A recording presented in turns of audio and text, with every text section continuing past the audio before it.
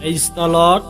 మన ప్రభువును రక్షకుడైన యేసుక్రీస్తు నామములో దేవుని బిడ్డలందరికీ వందనాలు. ఈ దినమంతయు దేవుని కాపుదల మనకు దయచేయబడునుగాక.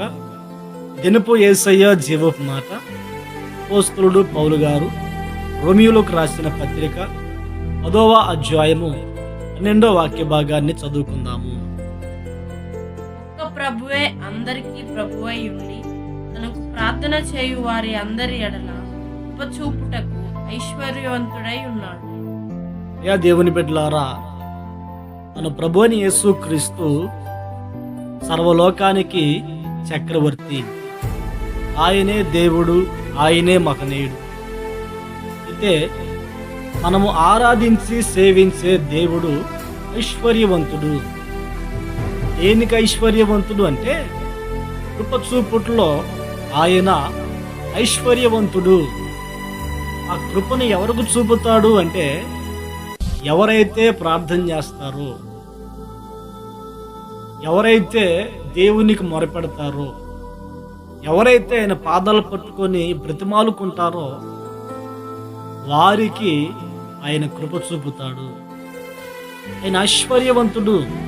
ఎంత ఐశ్వర్యవంతుడంటే జాలని విస్తారమైన ఆత్మ సంబంధమైన ఐశ్వర్యము ఆయన యొద్ద ఉన్నది. భూ సంబంధమైన ఐశ్వర్యవంతుడు, ఆత్మ సంబంధమైన ఐశ్వర్యవంతుడు. సమస్తము ఆయనలో గుప్తమై ఉన్నాయి. ఆయన లేకుండా ఏది లేదు. అయితే ఇక్కడ మనకు కావలసిన దేవుని మాట ఇక్కడ ఏంటంటే, మనము ఆయనకు ప్రార్థన చేయగలిగితే ఆయన మనకి కృపను అనుగ్రహిస్తాడు. దినాలలో కుటుంబాల్లో ప్రార్థన జరుగుతుందా? వ్యక్తిగతంగా నువ్వు ప్రార్థన చేసుకుంటున్నావా? ప్రార్థన జీవితం నీ వ్యక్తిగత జీవితంలో ఉన్నదా? దేశము కొరకు, రాష్ట్రము కొరకు, అధికారుల కొరకు, ప్రజలందరి కొరకు మనం ప్రార్థన చేసే వారముగా ఉండాలి. ఎవరైతే ఆ ప్రార్థన చేయగలుగుతారో నిశ్చయముగా దేవుడు వారి ఎడల కృప చూపుతారు. ఆ కృప వలన మనకేం కలుగుతుంది? దేవుని కృప వలన ఎన్నో ఆశీర్వాదాలు ఉన్నాయండి. దేవుని కృపను పొందుకున్న దావీదు సింహాసనాన్ని చేరాడు. ఆధిపత్యాన్ని పొందుకుని ఉన్నాడు. తన స్థితిని దేవుడు మార్చివేసి ఉన్నాడు. ఆయనను కృపను పొందుకున్నాడు. దేవుని కృపను పొందుకున్న నోవాహు తనతో పాటు తన కుటుంబాన్ని కూడా రక్షించుకుని ఉన్నాడు. దేవుని కృపను పొందుకున్న మరియమ్మ తల్లి సర్వశక్తి గల దేవునికి జన్మనిచ్చే ఆ ధన్యత అది పొందుకుని ఉన్నది. దేవుని బిడ్డలారా, దేవుని కృపను మనం పొందుకుంటే మన వ్యక్తిగత జీవితాలకి ఏ ఆశీర్వాదం కావాలో దేవుడు మనకు అనుగ్రహిస్తాడు. దేవుని కృపను మనం పొందుకున్నప్పుడు మనం ఎలాంటి కష్టమైన పరిస్థితుల్లో ఉన్నా అందులో నుంచి బయటపడుటకు దేవుడు సహాయం చేస్తాడు.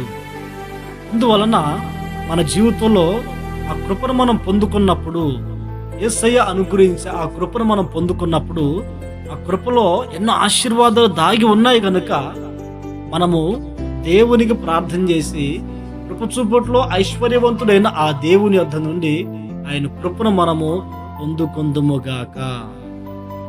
ప్రార్థన. ఆశ్చర్యకరుడా, పరిశుద్ధుడా, జీవాధిపతి, మీకు స్తోత్రనైనా. కృప చూపుట్లో ఐశ్వర్యవంతుడైన గొప్ప తండ్రివి. ఆ కృపను ప్రార్థించే వారికి చూపుతారని మీరు సెలవిస్తున్నారు. ప్రతి దినము మీ పాదాలు పట్టుకొని ప్రార్థించే ఆ గొప్ప మనస్సు అంతలో ఏకీభవించిన మాకందరికి అనుగ్రహించండి. ప్రార్థన చేసి మీ కృపను పొందుకొని మీ ద్వారా మేలు పొందుకున్నట్టుకు సహాయం అనుగ్రహించండి. ప్రతి దినము ఈ మాటలు వింటున్న ప్రతి వారిని ఆశీర్వదించండి. కుటుంబాలను దీవించండి. ఆత్మీయంగా ప్రతి వారిని ఇంకను బలపరచండి. అనేకులకు దీవెనకరంగా ఇంకా మార్చి మహిమను పొందండి. దినమంతా మీరు మాతో ఉండి క్షేమాన్ని ప్రసాదించి మహిమను పొందమని యేసు పేరట ప్రార్థించి అడిగి పొందియున్నాము తండ్రి. ఆమేన్, ఆమేన్.